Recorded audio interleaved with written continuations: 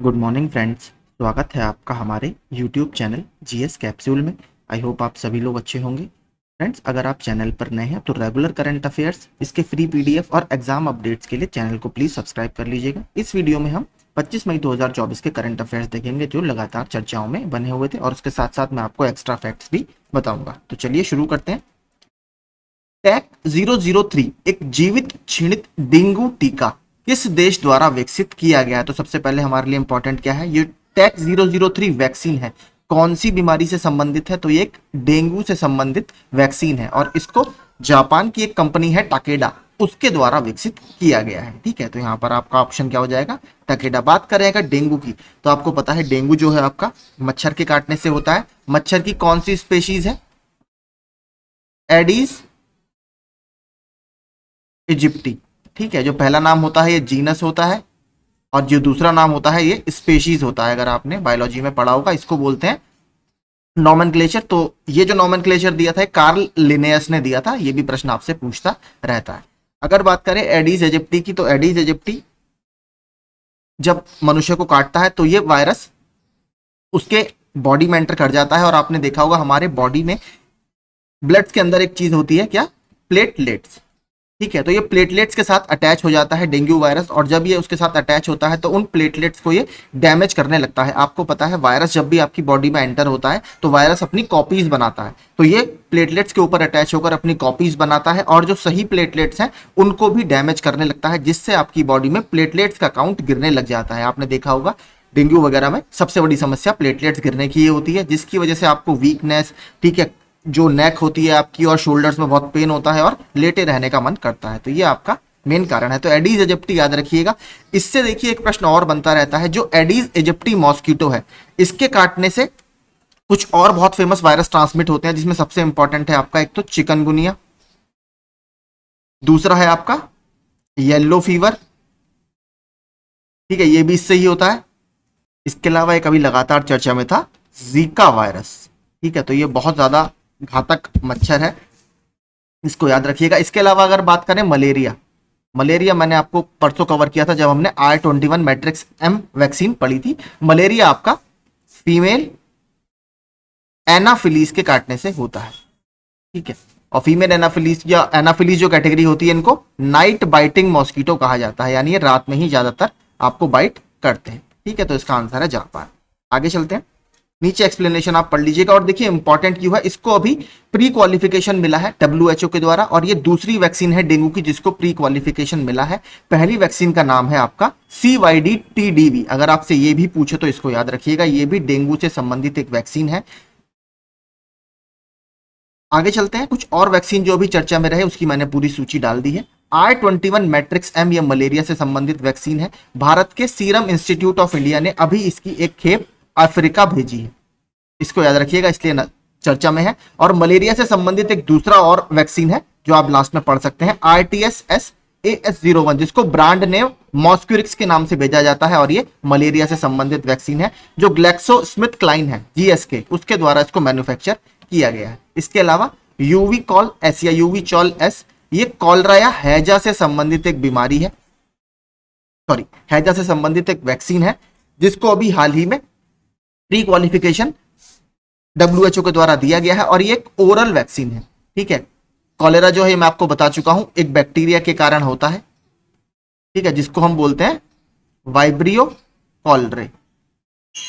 ठीक है, तो एक बैक्टीरियल ये डिजीज है और स्पेशली वाटर बॉर्न डिजीज है, यानी पानी से बहुत ज्यादा ट्रांसमिट होती है। अगर किसी इंफेक्टेड पर्सन से पानी इंफेक्ट हुआ है तो अगर आप उसका यूज करते हैं तो आप में इसके ट्रांसमिशन के चांसेस बढ़ जाते हैं। इसके अलावा मैन 5CV ये मेनिंजाइटिस से संबंधित एक वैक्सीन है। मेनिंजाइटिस मैंने आपको बताया था, जो ब्रेन के ऊपर हमारे प्रोटेक्टिव लेयर होती है, अगर उसमें सूजन आ जाती है तो उसको बोला जाता है मेनिंजाइटिस। और इस वैक्सीन का सबसे पहले यूज करने वाली कंट्री कौन बनी है? नाइजीरिया। इसके अलावा mRNA यानी messenger RNA 4157 V940 vaccine skin cancer से संबंधित एक वैक्सीन है, जिसको मेलानोमा बोला जाता है, स्किन कैंसर को, तो उसको ट्रीट करने के लिए ये यूज की जाएगी। ठीक है, तो ये सारे वैक्सीन अभी हाल ही में चर्चा में रहे। इसके अलावा एक चीज और पूछ लेता है, स्टैटिक फैक्ट, पोलियो, जो पोलियो की वैक्सीन है उसको किसने डेवलप किया था? तो जोनास साल। और जो पोलियो की, ये तो दो तरीके की वैक्सीन होती है, एक जो इंजेक्शन से लगाई जाती है और एक ओरल वैक्सीन। जो ओरल ड्रॉप्स पोलियो की पिलाई जाती है उसको किसने खोजा था? आपका साबिन ने। ठीक है, तो ये सब याद रखिएगा फैक्ट। आगे चलते हैं। हाल ही में खबरों में देखी गई नियाद नेल्लार योजना किस राज्य से संबंधित है? तो देखिए इंपॉर्टेंट स्कीम है और ये नक्सल प्रभावित जो क्षेत्र है भारत का, जो रेड कॉरिडोर है, स्पेशली आपको पता है रेड कॉरिडोर हमारा कहां पर कंसंट्रेटेड है? छत्तीसगढ़ में। तो छत्तीसगढ़ सरकार की ही ये स्कीम है। इसमें देखिए जो स्पेशली रेड कॉरिडोर या नक्सल प्रभावित जिले हैं वहां पर बुनियादी सुविधाएं कैसे बढ़ाई जाए इसके बारे में बात की गई है। नीचे पूरा आप इसके बारे में पढ़ सकते हैं। नक्सल प्रभावित गांवों तक बुनियादी सुविधाएं और कल्याणकारी परियोजनाओं का लाभ पहुंचाने के लिए नियत नेल्लार योजना, जिसका हिंदी में अर्थ क्या है? आपका अच्छा गांव योजना शुरू करेगी छत्तीसगढ़ सरकार। तो ये अभी चर्चा में थी इसलिए मैंने डाल दी। इसके अलावा नीचे छत्तीसगढ़ का अगर मैप देखें तो छत्तीसगढ़ के जो बॉर्डर स्टेट है झारखंड, उत्तर प्रदेश, मध्य प्रदेश, ईस्ट में उड़ीसा और साउथ वेस्ट में तेलंगाना और इसके बाद आपका आंध्र प्रदेश। इसको याद रखिएगा, मैप वगैरह आपसे पूछ सकता है। तो यही छत्तीसगढ़ का पूरा मैप है। अगर बात करें कुछ और स्टैटिक फैक्ट्स की तो मैं आपको जो लगातार प्रश्न पूछता है जैसे टाइगर रिजर्व से और नेशनल पार्क से, तो छत्तीसगढ़ के टाइगर रिजर्व और नेशनल पार्क दिखा देता हूं कौन कौन से हैं। सबसे पहले बात करें अगर टाइगर रिजर्व की, तो छत्तीसगढ़ के अगर आप टाइगर रिजर्व यहां पर देखेंगे तो उदांती सीता नदी टाइगर रिजर्व, अचानक मार्ग टाइगर रिजर्व और इंद्रावती टाइगर रिजर्व। तो ये 3 टाइगर रिजर्व आपके छत्तीसगढ़ राज्य में स्थित है। अगर बात करें, माफ कीजिए, एक और है गुरु घासीदास, ये भी काफी फेमस है। ठीक है, गुरु घासीदास टाइगर रिजर्व। इसके अलावा अगर बात करें यहाँ के नेशनल पार्क्स की तो उसकी सूची हम देख लेते हैं।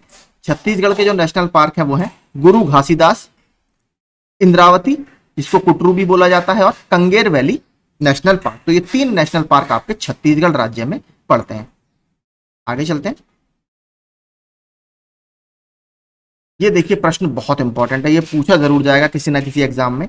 हाल ही में संयुक्त राष्ट्र महासभा यानी यूनाइटेड नेशन जनरल असेंबली ने किस दिन को अंतरराष्ट्रीय मारखोर दिवस घोषित किया है? तो देखिए मारखोर एक सींग वाली बकरी की प्रजाति है। यहां पर आप देख सकते हैं इस तरीके से इसके स्पाइरल यानी घूमे हुए सींग होते हैं, जिसके कारण यही इसकी बॉडी का सबसे ज्यादा डिस्टिंग्विशिंग फीचर होता है। और अगर बात करें 24 मई को, इस दिन ये इंटरनेशनल मारखोर दिवस मनाया जाएगा। और इंपॉर्टेंट क्यों है? ये पाकिस्तान का नेशनल एनिमल है। ठीक है, इसको याद रखिएगा। जैसे भारत का रॉयल बंगाल टाइगर है और पाकिस्तान के द्वारा ही कुछ और कंट्रीज के साथ मिलकर ये रिजोल्यूशन पेश किया गया था और यूनाइटेड नेशन जनरल असेंबली ने इसको अपना लिया। तो 24 मई को आपका ये मनाया जाएगा। इसी के साथ अभी यूनाइटेड नेशन जनरल असेंबली ने एक और अपनाया था कि विश्व फुटबॉल दिवस कब मनाया जाएगा। तो आपका 25 मई को हर साल अब विश्व फुटबॉल दिवस मनाया जाएगा। फुटबॉल की लोकप्रियता को देखते हुए यह निर्णय लिया गया था। तो मारखोर याद रखिएगा, ये बहुत इंपॉर्टेंट है, प्रश्न जरूर पूछा जाएगा। अगर आप थोड़ा सा इसके बारे में पढ़ेंगे, पाकिस्तान और 8 अन्य देशों द्वारा प्रायोजित इस संकल्प का उद्देश्य मध्य और दक्षिण एशिया के पर्वतीय क्षेत्रों में पाई जाने वाली इस प्रतिष्ठित और पारिस्थितिक रूप से महत्वपूर्ण प्रजाति के बारे में जागरूकता बढ़ाना और संरक्षण को बढ़ावा देना है। अगर बात करें इसके साइंटिफिक नेम की तो साइंटिफिक नेम इसका है कैप्रा फाल्कोनेरी और पाकिस्तान का ये राष्ट्रीय पशु है। आगे चलते हैं, कुछ और स्पेशीज जो अभी चर्चा में रही। नीलगिरी तहर, देखिए ये बहुत इंपॉर्टेंट है। नीलगिरी तहर की संख्या को लेकर अभी सर्वे चल रहा है और ये इंपॉर्टेंट क्यों है? क्योंकि ये तमिलनाडु का स्टेट एनिमल है और 2 बहुत फेमस नेशनल पार्क हैं जहां पर हमें ये मिलता है। एक है एराविकुलम नेशनल पार्क, ये केरल में है, और एक है मुकुर्थी नेशनल पार्क, ये तमिलनाडु में स्थित है। तो यहां पर ये मिलता है। रेड पांडा, देखिए रेड पांडा सिक्किम का राजकीय पशु है, स्टेट एनिमल सिक्किम है, बहुत शाही जानवर ये होता है और इसको अभी अरुणाचल प्रदेश के ईगल नेट वन्यजीव अभयारण्य या eagle nest wild life sanctuary में स्पॉट किया गया। इसके अलावा श्रीलंका के एक फ्रॉग की बहुत रेयर प्रजाति है, श्रीलंकन गोल्डन बैग्ड फ्रॉग, यानी इसकी जो पीठ पर सोने के कलर की या गोल्डन कलर की धारियां होती हैं, इसको अभी स्पॉट किया गया है कौंडिन्य वाइल्ड लाइफ सेंचुरी यानी कौंडिन्य वन्यजीव अभयारण्य आंध्र प्रदेश में। कौंडिन्य वन्यजीव अभयारण्य आपका एक एलिफेंट रिजर्व भी है और खास बात इसकी आपको बताता हूं, आंध्र प्रदेश का एकमात्र ये वाइल्ड लाइफ सेंचुरी है जहां पर आपको एलिफेंट देखने के लिए मिलेंगे। आंध्र प्रदेश में इसके अलावा कहीं भी एलिफेंट का मूवमेंट स्पॉट नहीं किया गया है, तो ये इंपॉर्टेंट इसलिए है, एलिफेंट रिजर्व है। प्रोजेक्ट एलिफेंट की बात करें तो भारत सरकार द्वारा 1992 में स्टार्ट की गई एक हाथी संरक्षण परियोजना है। सबसे पहला भारत का एलिफेंट रिजर्व कौन था? झारखंड में स्थित सिंहभूम एलिफेंट रिजर्व। ये सबसे पहला एलिफेंट रिजर्व था इंडिया का। और एलिफेंट को क्या बोला जाता है? National heritage animal of India भी बोला जाता है, यानी भारत का राष्ट्रीय विरासत पशु भी बोला जाता है। जो एलिफेंट डे है, हम एलिफेंट डे कब मनाते हैं? 12 अगस्त को आपका एलिफेंट डे मनाया जाता है। आगे चलते हैं, ये भी बहुत कल चर्चा में था। कौन सा हवाई अड्डा जीरो वेस्ट टू लैंडफिल मान्यता प्राप्त करने वाला भारत का पहला हवाई अड्डा बन गया है? देखिए, जो तिरुवनंतपुरम हवाई अड्डा है, केरल में स्थित तिरुवनंतपुरम हवाई अड्डा, इसका सॉलिड वेस्ट मैनेजमेंट बहुत शानदार तरीके का है। इन्होंने जो भी वेस्ट यहां पर प्रोड्यूस होता है उसको ये रिड्यूस करते हैं, रीयूज करते हैं, रिसाइकल करते हैं, यानी यहां से बाहर एनवायरमेंट में लगभग ना के बराबर वेस्ट ये इस एयरपोर्ट से भेजते हैं, यानी हम कह सकते हैं एक ग्रीन एयरपोर्ट, इसको आप दूसरे शब्दों में मान सकते हैं। तो तिरुवनंतपुरम एयरपोर्ट को जीरो वेस्ट टू लैंडफिल मान्यता अभी दी गई है।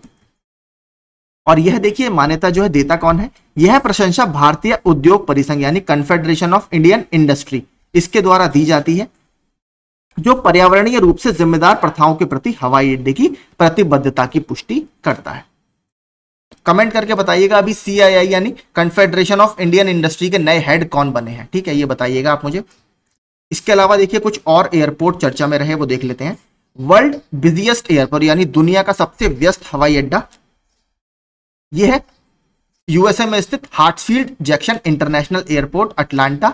और अगर भारत की बात करें तो जो भारत का नई दिल्ली में स्थित इंदिरा गांधी इंटरनेशनल एयरपोर्ट है, उसको इसमें 10वीं रैंक मिली है, यानी दुनिया में 10वां सबसे ज्यादा passenger movement Indira Gandhi international airport पर होता है।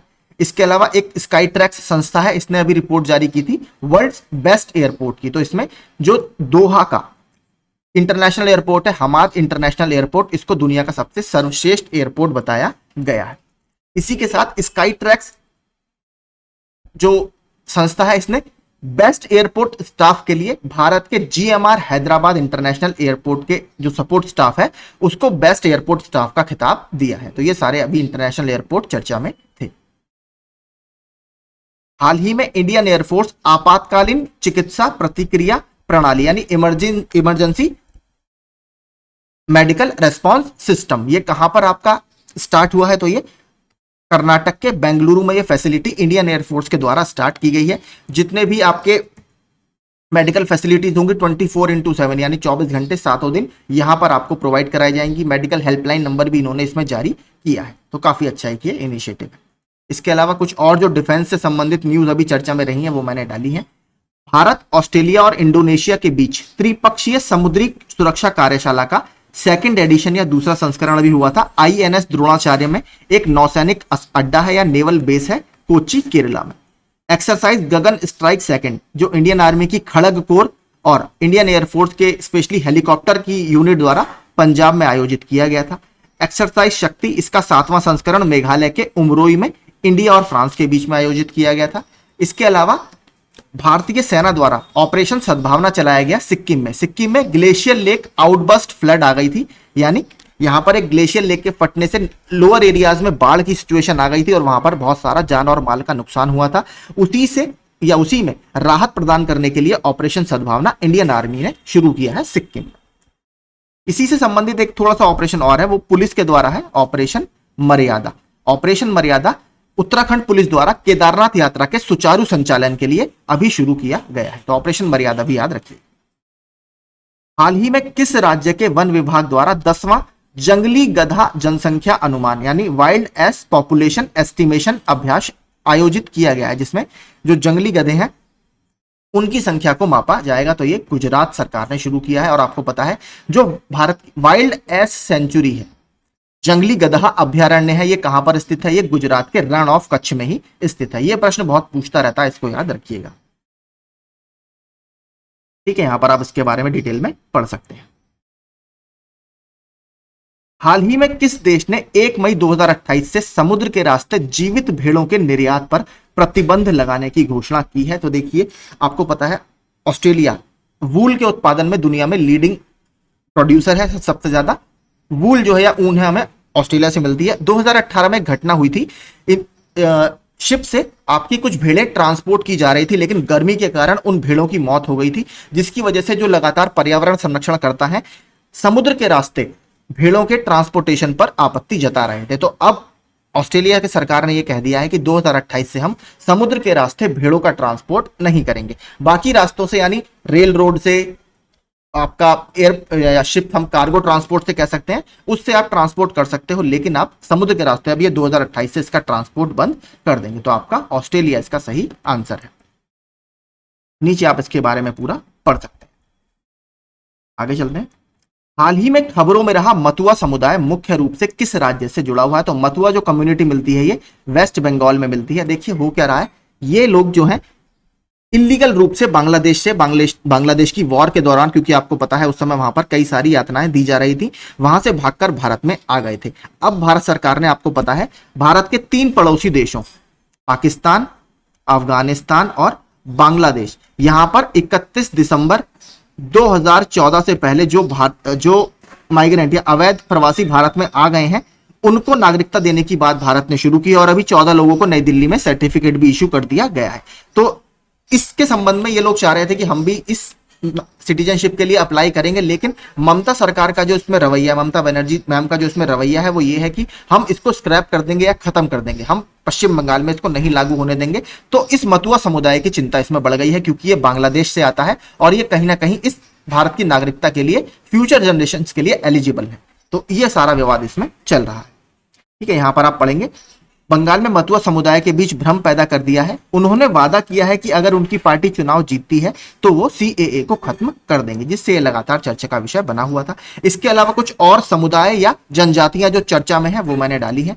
शॉपमैन ट्राइब, ग्रेट निकोबार, जो आपका अंडमान निकोबार द्वीप समूह का हिस्सा है, ये चर्चा में क्यों है? लोकसभा में पहली बार इस ट्राइब ने अभी वोट किया है। तो याद रखिएगा, अंडमान निकोबार के ग्रेट निकोबार द्वीप समूह में ये मिलती है। अंडमान और निकोबार 2 है, जो 10 डिग्री चैनल से अलग होता है। निकोबार में 3 है आपके, कार निकोबार, लिटिल निकोबार और ग्रेट निकोबार। तो जो ग्रेट निकोबार वाला आइलैंड है उसी में आपको मिलते हैं शॉम्पमैन जनजाति। इसके अलावा ओंगेज मिलती है आपको अंडमान निकोबार द्वीप समूह में। इस तरीके की जनजातियां यहां पर आपको मिलेंगी। तो ये 2 जरूर याद रखिएगा, शॉम्पमैन और ओंगेज। इसके अलावा हक्की पिक्की ट्राइब अभी चर्चा में थी, कर्नाटका में मिलती है। कदीरा ट्राइब, ये केरल और तमिलनाडु के बॉर्डर पर मिलेगी। ये थोड़ा सा इंपॉर्टेंट है। देखिए, कदीरा जो जनजाति है वैसे तो ये हाथियों के साथ बहुत मिलजुल कर रहती है, लेकिन अभी एक हाथी ने कदीरा जनजाति के एक व्यक्ति की हत्या कर दी। तो ये लगातार पर्यावरण संरक्षणकर्ताओं के बीच में चिंता का विषय बना हुआ है कि हाथियों के इस बिहेवियर चेंज का क्या कारण था। निशी ट्राइब, ये अरुणाचल प्रदेश में निवास करती है और निशी ट्राइब एक फेस्टिवल मनाती है, लोंगटे फेस्टिवल। और देखिए, ये फेस्टिवल बहुत इंपॉर्टेंट है। अरुणाचल प्रदेश में जितनी जनजातियां हैं वो एनिमल सैक्रिफाइस यानी पशु बलि पर बहुत ज्यादा विश्वास रखती हैं। यानी जब भी कोई फंक्शन वहां पर होता है तो उसमें पशुओं की बलि दी जाती है, चाहे वो बकरी हो या और भी जो पशु हो। लेकिन लोंगटे फेस्टिवल एक ऐसा है जिसमें पशु बलि से किनारा किया जाता है। इसमें पशु बलि ये कम्युनिटी नहीं देती है, तो इसलिए ये चर्चा में लगातार बना रहता है। कोंडा रेड्डी ट्राइब, ये आपको आंध्र प्रदेश में मिलेगी।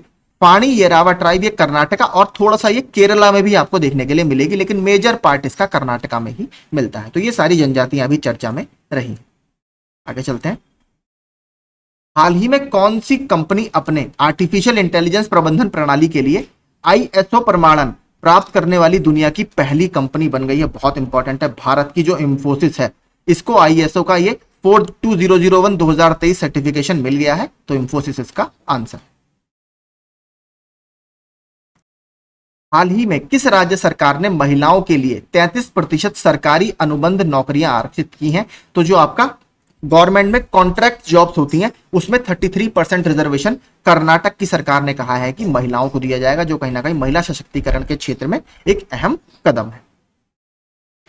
हाल ही में किस देश ने अपनी सुपरसोनिक ASMPA मिसाइल का परीक्षण किया है? तो फ्रांस की एक मिसाइल है। और जो देखिए, अगर फ्रांस के ऊपर कोई न्यूक्लियर अटैक करता है तो उसके अगेंस्ट में जो फ्रांस डिटरेंट अपनाता है यानी रोकथाम अपनाता है, उसमें सेंट्रल पिलर आपका यही मिसाइल प्ले करती है। तो काफी इंपॉर्टेंट मिसाइल फ्रांस के रक्षा प्रणाली की ये है। तो फ्रांस ने अभी ASMPA मिसाइल का परीक्षण किया है। अगर बात करें कुछ और मिसाइल्स जो अभी चर्चा में रही हैं, जो कुछ अन्य मिसाइल चर्चा में है हम उनको देखते हैं। प्योलजी 1-2 मिसाइल, ये नॉर्थ कोरिया ने अभी लॉन्च की थी। बुलावा मिसाइल, ये रशिया के द्वारा लॉन्च की गई है। ऑनिक्स मिसाइल, ये भी रशियन मिसाइल है। फतह सेकंड गाइडेड रॉकेट सिस्टम, ये पाकिस्तान ने अभी सक्सेसफुली टेस्ट किया है। Igla S man portable air defence system, Russia ने अभी भारत में इसकी एक, हम कह सकते हैं, यूनिट सौंपी है। आयरन डोम और सी डोम ये आपका एयर डिफेंस सिस्टम है इजराइल का। इसके अलावा जरकॉन मिसाइल, ये भी आपकी स्क्रैमजेट मिसाइल है रशिया की। तो ये सारी मिसाइल्स अभी चर्चा में रही हैं। आगे चलते हैं।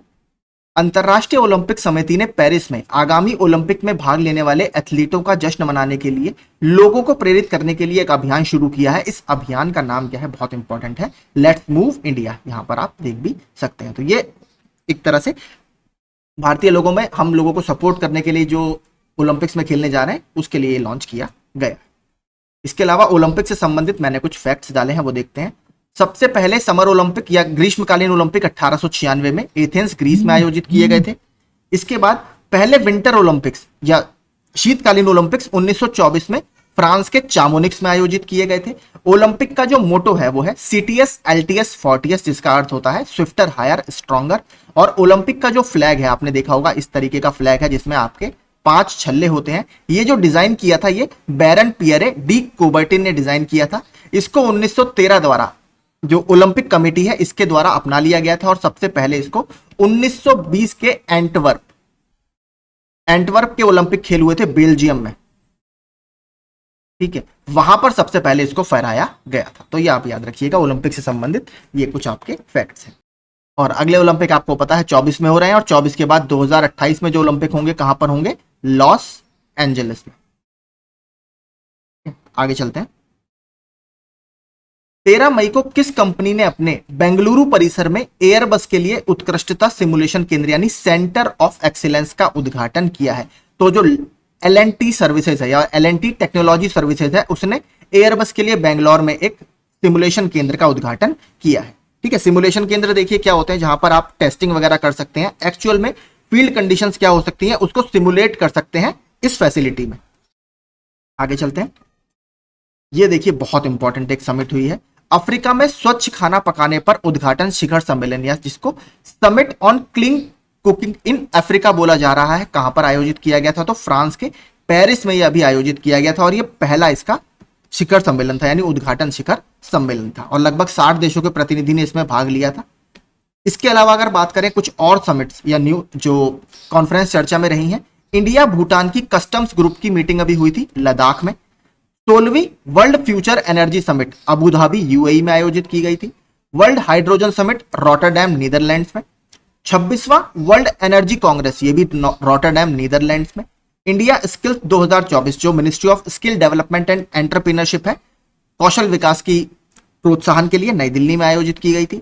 बिम्स्टेक की ईपीजी मीटिंग यानी एम्पावर्ड पर्संस ग्रुप, जो बहुत एमिनेंट पर्सन है इन कंट्रीज के, वहां पर इस मीटिंग में आए थे, और ढाका बांग्लादेश में इसको बनाया गया था। बिम्स्टेक का जो हेडक्वार्टर है वो भी ढाका में स्थित है। 1997 के बैंकॉक डिक्लेरेशन के तहत बिम्स्टेक की मीटिंग हुई है। बिम्स्टेक ने अभी अपना नया मॉडिफाइड चार्टर अपना लिया है, इसलिए चर्चा में है। बिम्स्टेक में टोटल आपके 7 देश शामिल हैं, जिसमें 5 देश साउथ एशिया से आते हैं, 2 देश आपके साउथ ईस्ट एशिया या दक्षिण पूर्वी एशिया के हैं, जो हैं थाईलैंड और म्यांमार। ठीक है, और जो भारत के 5 देश हैं इसमें बांग्लादेश, भूटान, इंडिया, नेपाल और श्रीलंका, क्योंकि यही देश जो है स्पेशली जो बे ऑफ बंगाल है, हमारा बंगाल की खाड़ी है, उसके लिटोरल जोन में पड़ते हैं, यानी उससे कहीं ना कहीं बॉर्डर करते हैं, और यहाँ पर इस एरिया में बहुत ज्यादा रोल ये सभी कंट्रीज प्ले करती हैं। तो इन देशों के बीच में सामंजस्य बैठाने के लिए इकोनॉमिक, पॉलिटिकल और जियो स्ट्रेटेजी जो भी हमारे इंटरेस्ट है उसमें कॉमन प्लेटफॉर्म पर लाने के लिए नया चार्टर आपका अभी एक्सेप्ट किया गया। भारत 6G कॉन्फ्रेंस ये कहां पर आयोजित की गई थी, नई दिल्ली में आयोजित की गई थी। और 6G से अभी क्या चर्चा में है, दुनिया का पहला 6G प्रोटोटाइप डिवाइस कौन से देश ने लॉन्च किया है, तो जापान ने अभी इसकी टेस्टिंग की है, दुनिया का पहला 6G डिवाइस। आगे चलते हैं।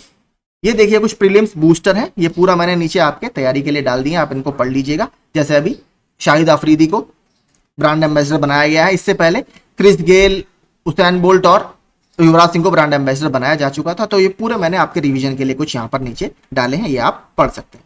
तो यही आज का हमारा करंट अफेयर्स का पूरा सेशन था। अगर आपको सेशन अच्छा लगा हो, यूजफुल लगा हो, तो प्लीज चैनल को लाइक और सब्सक्राइब जरूर कर दीजिएगा। Thank you so much.